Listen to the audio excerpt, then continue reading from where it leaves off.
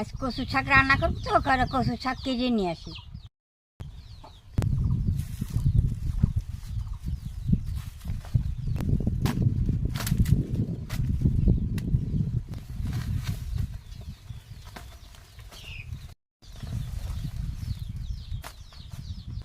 একা মানুষ তো এই কেটেই হয়ে যাবে।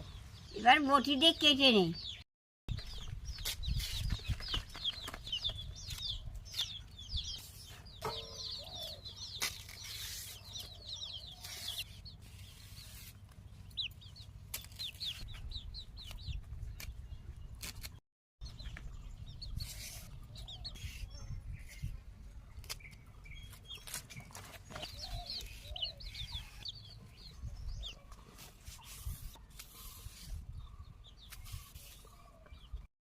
আর কচুর শাক কাটা হয়ে গেছে, এখন ধুয়ে নেবো, ধুয়ে নিয়ে রান্না করব।